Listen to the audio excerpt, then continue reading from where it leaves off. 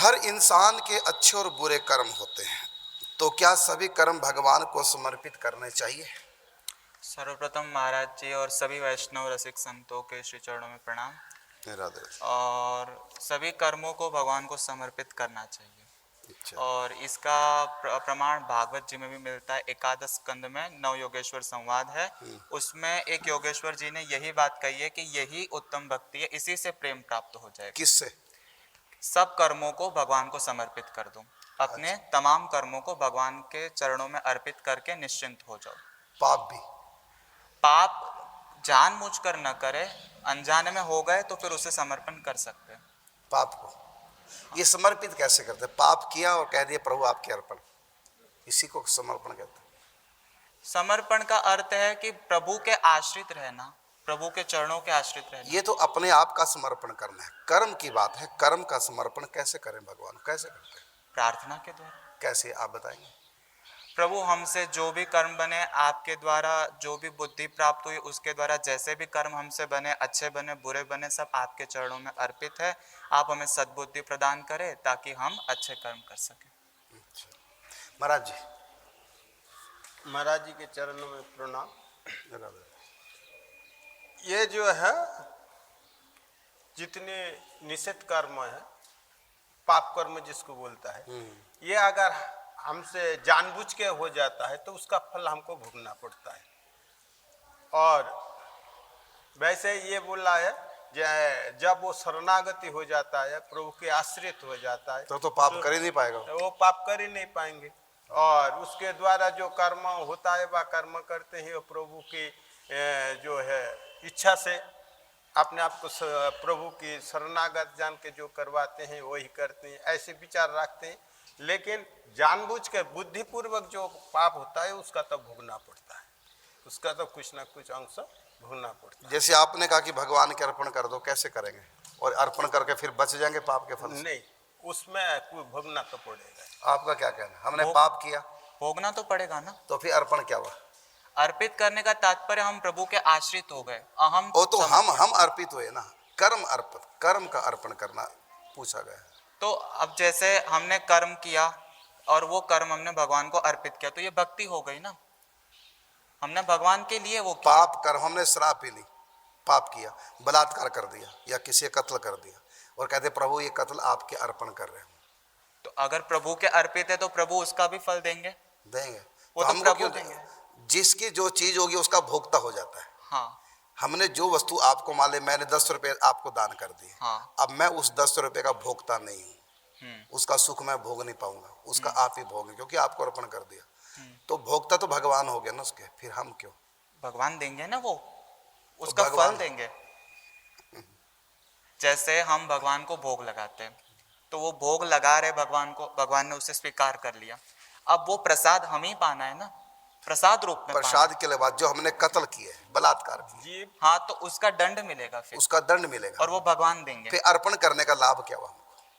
और वो अर्पण करने का लाभ है कि फिर भगवान हमें उस दंड को प्रदान करेंगे और फिर अपनी तरफ आकर्षित भी करेंगे। दंड तो प्रदान करेंगे चाहे हम अर्पण करें चाहे ना करें। लेकिन वो लोभो हो जाता है भगवान के अर्पण करने के बाद, अगर वो शरणागत हो, ऐसे नहीं है। जो शरणागत होगा हमारा, जो बलात्कार क्यों करेंगे? नहीं करेंगे।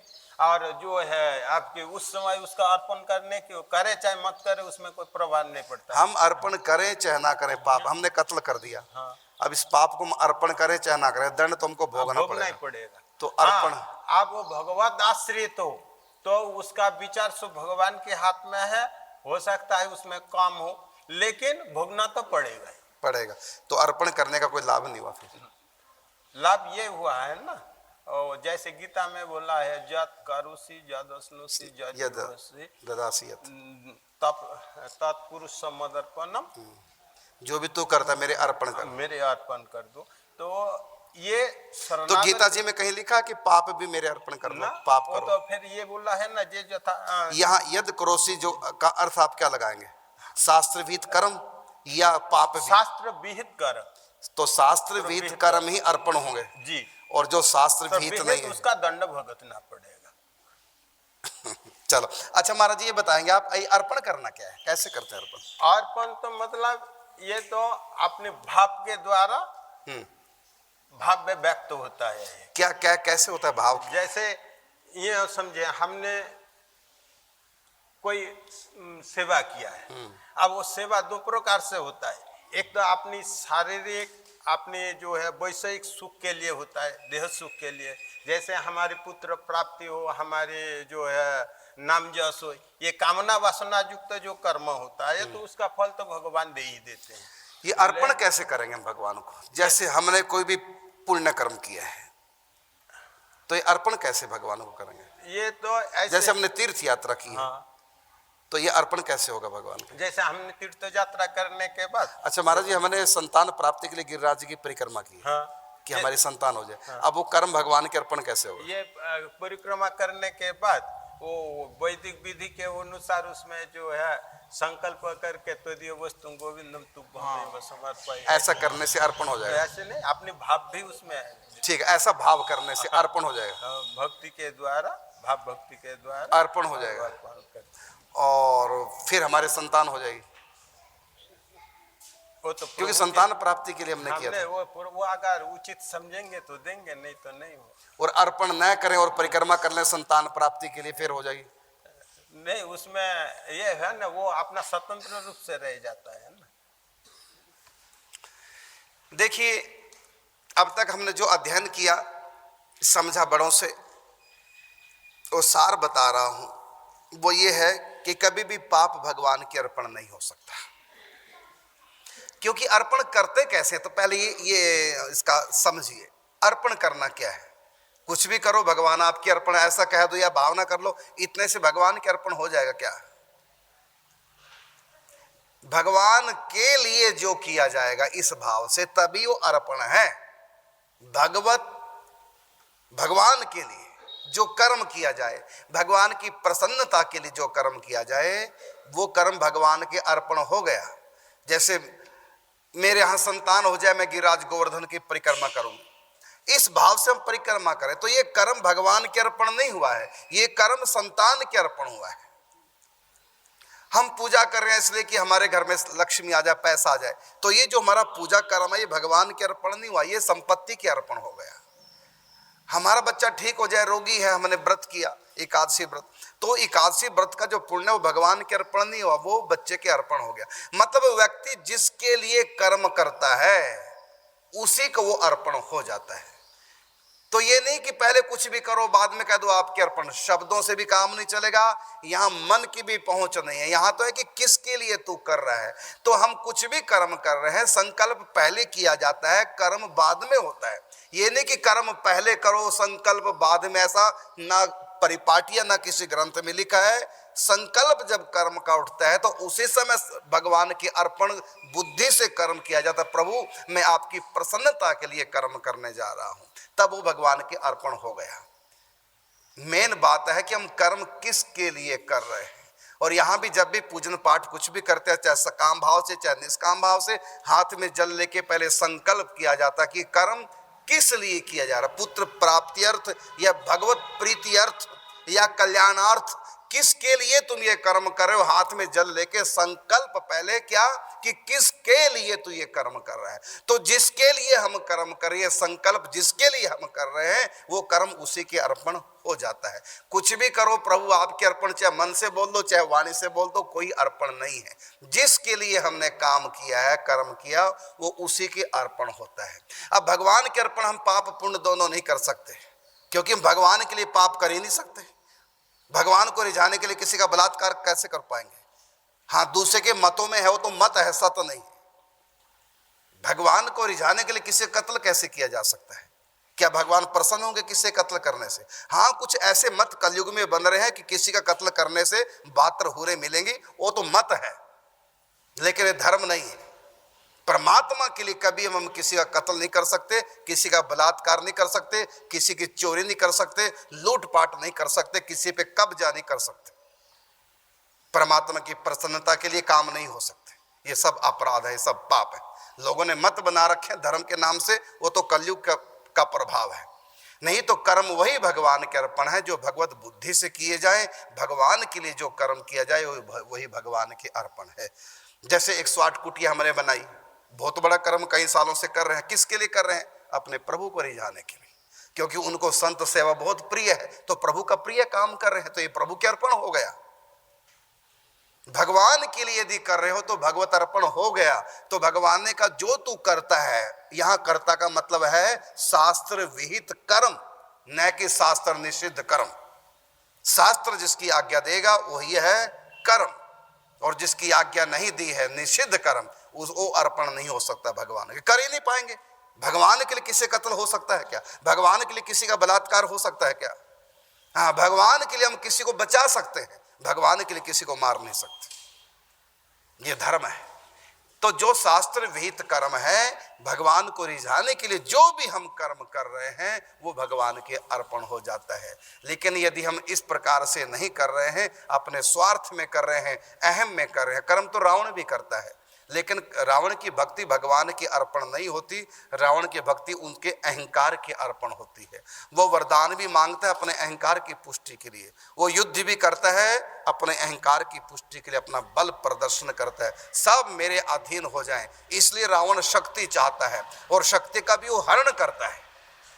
शक्ति समय सीता जी हैं, शक्ति जो सीता जी के रूप में प्रकट है, वो शक्ति का हरण करता है और वही उसके मरण का कारण हो जाता है। तो रावण का कर्म, चाहे वो सीता हरण कर रहा है और चाहे रावण भगवान का पूजन कर रहा है, ये दोनों ही भगवान के अर्पण नहीं, दोनों ही भगवान के लिए नहीं कर रहा है। रावण तपस्या कर रहा है, किसके लिए कर रहा है? जब ब्रह्मा जी वरदान मांगो तो क्या वरदान मांगा? हम काहू के मर ही ना मारे। तो तपस्या किस लिए कर रहा है? कि मैं कभी मरूं नहीं।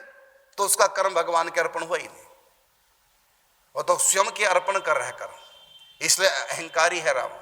अहंकार, स्वार्थ और वासना, इन तीनों में यदि हम अपने कर्म तीनों के लिए कर रहे हैं तो कभी भगवान के अर्पण नहीं, क्योंकि संकल्प होता है कि हम किसके लिए कर्म कर रहे हैं, वही कर्म भगवान के अर्पण होता है। जब हम ये भाव करेंगे हम भगवान की प्रसन्नता के लिए कर रहे हैं, शास्त्र विहित कर्म कर रहे हैं, शास्त्र जिसकी कर्म की आज्ञा दे हम उस कर्म को कर रहे हैं भगवान की प्रसन्नता के लिए, तो ये हो गया भगवान के अर्पण करना। तो संकल्प होगा किसके लिए, तू क्या कर रहा है ये भगवान नहीं देखते, तू क्यों कर रहा है, किसके लिए कर रहा है, ये भगवान देखते हैं। भगवान की प्रसन्नता के लिए तो रावण ने उसने हनुमान जी ने लंका भी फूंक दी, कोई पाप नहीं लगा, भगवान के लिए किया उन्होंने। तो इस प्रकार अर्पण करना क्या है? कहा हर इंसान के अच्छे और बुरे कर्म होते हैं। प्रश्न है तो क्या सभी कर्म भगवान को समर्पित करने चाहिए? चाहिए नहीं, यहां चलेगा, हो ही नहीं सकते। तुम एक छलांग लगा के उस पे चले जाओगे, चंद्रमा पे नहीं जा सकते ना। तो जो काम हो ही नहीं सकता, कहते अच्छे बुरे कर्म क्या भगवान को अर्पण करने चाहिए? हम कह भी दें करो, जरा कर पाओगे? हो ही नहीं सकते। भगवान की प्रसन्नता के लिए जो कर्म किया जाए उसी को कहते हैं भगवान के अर्पण करना। और स्वार्थ के नाम पर, वासना के नाम से, अहंकार के नाम से जो कर्म होते हैं वो अहंकार के अर्पित होते हैं, स्वार्थ के अर्पण होते हैं, भगवान के अर्पण है ही ना। अब किस बुद्धि से हम क्या कर रहे हैं ये भगवान नहीं देखते, हम क्यों कर रहे हैं, किसके लिए कर रहे हैं, क्यों कर रहे हैं कर्म, ये भगवान देखते हैं। किसी के भी पांव छुओ, हम पांव छूते सम्मान देने के लिए सामने वाले को, स्वार्थ में नहीं पांव छू रहे, सम्मान देना है। शास्त्र कहता है कि बड़ों को सम्मान करना चाहिए और शास्त्र आज्ञा का पालन करने से भगवान प्रसन्न होते हैं। तो भगवान प्रसन्न होते हैं इस प्रकार से हम दूसरे के चरण छूते हैं, तो चरण छूने का कर्म भगवान के अर्पण हो गया। लेकिन हम भगवान को बीच में लाए नहीं, हमारे बड़े हैं इनका सम्मान करना चाहिए, इससे ये प्रसन्न होंगे, ऐसा मान के प्रणाम किया, तो ये कर्म भगवान के अर्पण नहीं हुआ, ये कर्म हुआ है सामने वाले के अर्पण। ये भक्ति नहीं, फिर ये पुण्य हो गया और इसका फल स्वर्ग है, अगले जन्म में अच्छी संतान हो जाएगी, लोग प्रणाम करेंगे, ये फल है। लेकिन हम यदि ये सोच करके पांव छू रहे हैं कि हम जूते की दुकान पे नौकरी करते हैं, जो भी जूता खरीदने आता है उसके पांव में जूता पहनाते हैं, देखते हैं, पैमाइश भी करते हैं, देखते हैं, तो दिन भर उसके पांव ही छू रहे हैं। लेकिन किस लिए? अपनी दुकानदारी चलाने के लिए। तो ये कर्म ना सामने वाले के अर्पण हुआ पांव छूने का, ना भगवान के अर्पण हुआ है, तो धन के अर्पण हुआ है, इसलिए लौकिक कर्म है। अब देखिए जूते की दुकान पर जो नौकर है वो पांव पकड़ पकड़ के ग्राहकों को जूते पहना रहा है, तो पांव तो वो भी पकड़ रहा है, स्पर्श तो पांव को वो भी कर रहा है, लेकिन वो लौकिक कर्म है धन के लिए। यदि बड़ों का सम्मान करना चाहिए इस भाव से प्रणाम पांव छूता है तो ये कर्म हो गया परलौकिक कर्म, स्वर्ग जाने वाला। और यदि भगवत भाव से कर्म कर रहा है कि मैं अपने प्रभु को रिझाने के लिए प्रणाम कर रहा हूं, सबके भीतर मेरे प्रभु है, अपने प्रभु की प्रसन्नता के लिए मैं प्रणाम कर रहा हूं, इस पवित्र भाव से, अलौकिक भाव से जब किसी के पांव छुए जाते हैं तो वो कर्म फिर भगवान के अर्पण हो गया।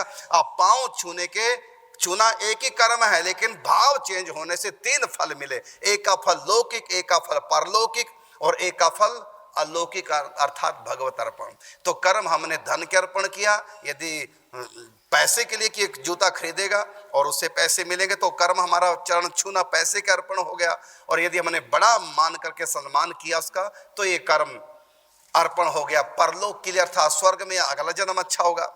और यदि हमने भगवत भाव से या भगवत प्रीत्यर्थ पांव छुए हैं तो ये अलौकिक कर्म हो गया।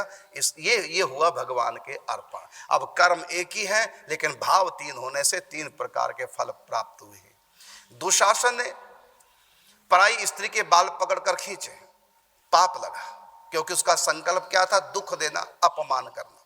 लेकिन एक स्त्री पानी में बहती जा रही है, चिल्ला रही है बचाओ बचाओ, कोई सज्जन कूदा तैराक नदी में और कोई अंग हाथ में नहीं आया, उसके बाल ही पकड़ के खींच लिया। तो दुशासन ने भी बाल पकड़ के खींचा पराई नारी के, ये सज्जन भी पराई नारी के बाल पकड़ कर खींच रहा है। लेकिन दोनों के कर्म का फल अलग अलग है, क्योंकि वहां संकल्प है अपमान करने का और यहाँ संकल्प है उसको बचाने का। तो यहाँ हो गया परलौकिक कर्म और वहां हो गया लौकिक कुकर्म, अर्थात उसका दंड मिलेगा। और यदि व्यक्ति सज्जन है, भगवत भक्त है, तो ये सोच करके पानी में छलांग लगाई स्त्री को बचाने के लिए कि बचाना चाहिए, इससे भगवान प्रसन्न होंगे, मैं भगवान की प्रसन्नता के लिए इसको बचा रहा हूं। तो वहां भगवत भक्ति का हमने भाव कर लिया। अब वो पराई स्त्री के बाल पकड़ के खींच रहा है बाहर, तो वो अलौकिक कर्म हो गया, वो भगवान के अर्पण हो गया। अब आप समझ गए होंगे भगवान के अर्पण करना क्या है। तो पाप कभी भगवान के लिए कोई कर ही नहीं सकता, इसलिए भगवान के अर्पण हो ही नहीं सकता।